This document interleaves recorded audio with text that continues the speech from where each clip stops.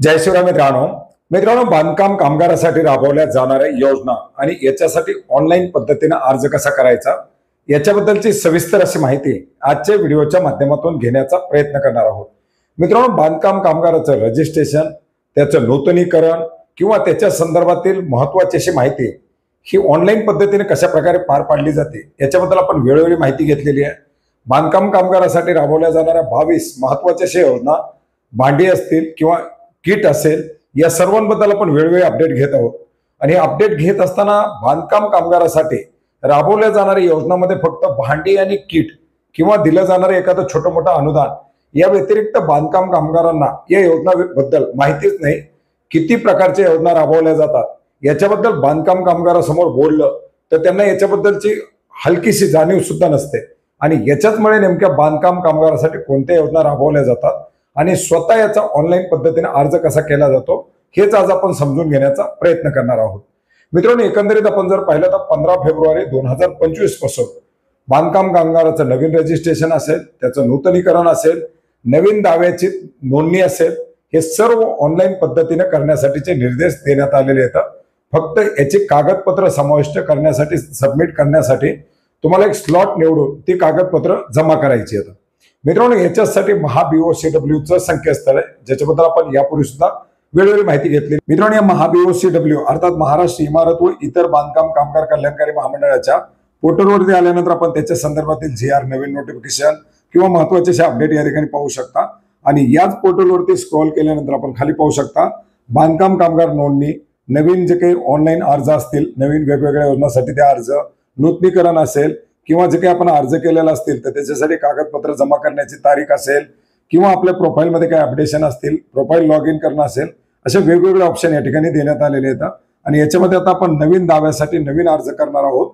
तर या ठिकाणी बांधकाम कामगार जे काही दावे असतील अशा दाव्यासाठी ऑनलाईन अर्ज अर्थात योजनासाठी ऑनलाईन अर्जवरती क्लिक करायचंय. याच्यामध्ये आपल्याला ऑप्शन येणार आहे न्यू क्लेमची. या न्यू क्लेमवरती आपल्याला क्लिक करायचंय. जुना अर्ज असेल तर त्या ठिकाणी आपल्याला दाखवला जाईल. आणि याच्यामध्ये मृत्यू किंवा इतर जर काही कारण असेल दावा तर खाली आपल्याला ऑप्शन दाखवली आहे. आता याच्यामध्ये रजिस्ट्रेशन नंबर टाकायचा आहे आणि प्रोसीड टू क्लेम वरती क्लिक करायचंय. याच्यावरती क्लिक केल्यानंतर आपल्याला OTP पाठवला जाईल. तो आलेला OTP खाली दिलेल्या बॉक्समध्ये एंटर करायचा आहे आणि व्हॅलिडेट OTP वरती क्लिक करायचंय. व्हॅलिडेट OTP वरती क्लिक केल्यानंतर आपल्या या ठिकाणी लॉग इन होणार आहे. बांधकाम कामगार कल्याणकारी महामंडळाच्या ज्या योजना असतील त्या योजनांचा अर्ज करण्यासाठीच आपल्याला या ठिकाणी प्रोफाईल खुलणार आहे. आपली सर्व माहिती, बँकेची माहिती, खाली केंद्र निवडा आणि त्याच्या खाली विविध प्रकारच्या योजना निवडून त्याच्या अंतर्गत अर्ज करण्यासाठीची मुभा आहे. परंतु हे सर्व अर्ज करण्यापूर्वी आपल्याला वेगवेगळ्या योजनांचा अर्ज करताना पूर्वी आपल्याला जे काही बँकेच्या डिटेल आहेत या बँकेच्या डिटेल या ठिकाणी भरणं गरजेचं आहे. मित्रांनो, याच्यामध्ये आपण कुठली एखादी योजना निवडली तर आपल्याला बँकेची माहिती तपशील भरा अशा प्रकारे पूर्वी सांगितलं जाईल. आता याच्यात सर्वात प्रथम आपल्याला IPC कोड भरायचा, आपल्या बँकेचं नाव, माहिती सर्व दाखवली जाईल. याच्यामध्ये आपला बँक अकाउंट नंबर, तोच अकाउंट नंबर डबल टाकून व्हेरीफाय करायचा आहे. आणि याच्यानंतर आपल्याला पुढच्या योजनासाठीचा अर्ज करण्यासाठी जी योजना निवडायची ती या ठिकाणी निवडायची. आता या ठिकाणी आपण पाहू शकता वेगवेगळ्या योजना दाखवल्या जात आहेत. याच्यामध्ये वेगवेगळ्या कॅटेगरीच्या अंतर्गत योजना आहेत. जसं की आपण पाहिलं तर शिक्षणासाठीचा 1ली ते 7वी असेल किंवा 10वी नंतरच्या याच्या कॉम्पोजिशन असेल, पहिल्या 2 मुलाच्या शिक्षणासाठीचा खर्च असेल किंवा काही वेगवेगळ्या योजना आहेत. त्याच्यानंतर आरोग्य कल्याणच्या योजना आहेत. आरोग्य कल्याणच्या अंतर्गत सुद्धा आपण जर पाहिलं तर मेडिकल असिस्टंट असेल, कुठल्या तरी एखाद्या सिरियस आजारासाठी असेल किंवा काही अपंगत्व असेल, अशा वेगवेगळ्या ज्या बाबी असतील त्या आरोग्य कल्याणच्या अंतर्गत येतात. जसं की डिसेबिलिटी झालेली असेल किंवा 75% जास्त अपंगत्व आलेल्या योजना असतील त्याच्यासाठीचे जे काही अनुदान असेल ते या आरोग्य कल्याणच्या अंतर्गत येणार आहे.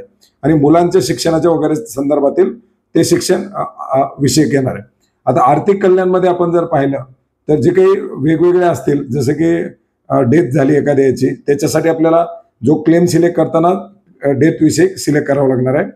याच्यानंतर समाज कल्याणचे आहेत. त्याच्यामध्ये विवाहाच्या खर्चासाठी 30,000 रुपये किंवा जीवन ज्योती विमा योजना असेल, प्रधानमंत्री सुरक्षा विमा योजना असेल किंवा मुलीच्या लग्नासाठी 51,000 रुपयाचा अर्थसहाय्य असेल, अशा वेगवेगळ्या योजना ज्या आहेत त्या समाज कल्याण योजनेच्या अंतर्गत याच्यामध्ये येतात. तर अशा 4 प्रकारामध्ये याच्यामध्ये या योजना घालण्यात आलेल्या येतात. एक तर शैक्षणिक विषयक, आरोग्य विषयक, समाज कल्याण विषयक आणि याच्यामधून आपल्याला ज्या योजनेसाठी अर्ज करायचा आहे ती योजना याच्यामध्ये आपल्याला निवडावी लागणार आहे. आता याच्यामध्ये ज्या बाबीसाठी आपल्याला अर्ज करायचा त्या प्रत्येक बाबीनुसार आपल्याला या ठिकाणी वेगवेगळी कागदपत्र सबमिट करावी लागणार आहेत. आता समजा आपण शैक्षणिक विषयक योजना निवडली, शैक्षणिक कल्याणची योजना निवडल्यानंतर त्याच्यानंतर आपल्याला ज्या बाबीचा लाभ घ्यायचा आहे, समजा 10वी नंतर मुलाच्या शिष्यवृत्तीसाठी असेल किंवा मेडिकलच्या डिग्रीसाठी असेल, डिप्लोमासाठी असेल, ज्या बाबीसाठी पाहिजे ती बाब आपल्याला निवडायची आणि ती बाब निवडल्यानंतर आपल्याला खाली कागदपत्रामध्ये आपण पाहू शकता परत आधार कार्ड असेल, जे काही 10वी मध्ये आपण 50% पेक्षा जास्त गुण मिळाले गुणपत्रिका असेल, पाल्याचं आधार कार्ड असेल, रेशन कार्ड असेल, अर्जदाराच्या बँक पासबुकची कागदपत्र असतील, ती सर्व कागदपत्र आपल्याला या ठिकाणी द्यायची आणि कागदपत्र सबमिट करण्यासाठी आपल्याला एक नियुक्ती पत्र त्या ठिकाणी घ्यायचे. ज्या दिवशी आपण कामगार सुविधा केंद्राला भेट देणार आहोत ते दिवस निवडायचा आहे. आता कामगार सुविधा केंद्राला भेट देण्यासाठी आपण कॅलेंडर ज्यावेळेस निवडू त्यावेळेस आपल्याला या ठिकाणी डेट रेडमध्ये जे दाखवेल ते अर्थ आपल्याला समजायचा की तो सरकारी सुट्टीचा दिवस आहे. स्लॉट जर शिल्लक असेल तर आपल्याला ग्रीन दाखवलं जाईल. त्याच्यानंतर परत वेगवेगळ्या याच्यात दाखवण्यात आलेले कलर जसे की कोटा फुल असेल तर पिवळा कलर दाखवला जाईल आणि स्लॉट अवेलेबल असेल तर आपल्याला ग्रे कलर दाखवला जाणार आहे, व्हाईट कलर दाखवणार. तर त्याच्यामध्ये आपल्याला एक स्लॉट निवडायचा आहे. दिलेले कागदपत्र मी पूर्ण दिलेले आहेत, कागदपत्राच्या मूळ प्रती मी तपासणी करता स्वतः दिलेल्या तारखेला हजर राहील. अशा प्रकारे सर्व बाबी या ठिकाणी निवडून त्याला टिक करून आपल्याला अर्ज सबमिट करायचा आहे. ही सर्व कागदपत्र ऑनलाईन पद्धतीनं अपलोड केल्यानंतरच आपले हा अर्ज सबमिट करायचा आहे. जो स्लॉट आपल्याला दिलेला असेल त्या कालावधीमध्ये आपल्याला ही कागदपत्र घेऊन त्या कार्यालयामध्ये पोच व्हावं लागणार आहे. आता याच्यामध्ये स्लॉटमध्ये जर काही बदल करायचे असतील तरी सुद्धा पोर्टलवर ते त्याच्या संदर्भातील ऑप्शन देण्यात आलेले आहे आणि कागदपत्र सबमिट केल्यानंतर पुढच्या प्रक्रिया पार पाडल्या जातात. मित्रांनो, याच्यामध्ये एजंटचा एवढा सुळसुळाट आहे की कुठलंही काम एजंट शिवाय होत नाही अशा प्रकारची एक धारणा याच्यामध्ये निर्माण झालेली आहे. परंतु आता बऱ्याच ठिकाणी सामाजिक कार्यकर्ते काम करत आहेत. एजंटचा मोठ्या प्रमाणात जे काही बंदोबस्त करण्यात आलेला आहे, मोठ्या प्रमाणात आता लाभार्थ्यांच्या माध्यमातून ऑनलाईन पद्धतीने अर्ज केलेले आहेत. आपण सुद्धा ऑनलाईन पद्धतीने अर्ज करून याच्यामध्ये चाचपणी करू शकता. कुठल्याही प्रकारचं शुल्क अर्ज करण्यासाठी घेतलं जात नाही. परंतु हाच जर अर्ज तुम्ही जर एखाद्या मध्यवर्तीच्या माध्यमातून एजंटच्या माध्यमातून करण्याचा प्रयत्न केला तर तुम्हाला त्याच्यामध्ये निम्मी रक्कम सुद्धा मागितली जाते. अशा प्रकारे त्याच्यामध्ये काहीशी विसंगती आहे, त्याच्यामध्ये आणखीन काही सुधार होण्याच्या गरज आहे. परंतु तुम्ही हा अर्ज किंवा या प्रक्रिया ऑनलाईन पद्धतीने पार पाडू शकता. ज्या पद्धती आता ऑनलाईन याच्यासाठी करण्यात आल्यात की या बांधकाम कामगार कल्याणकारी महामंडळाचा जो काही कारभार आहे हा पारदर्शकपणे व्हावा आणि याच्यासाठी तुम्ही ऑनलाईन प्रणालीचा वापर करू शकता.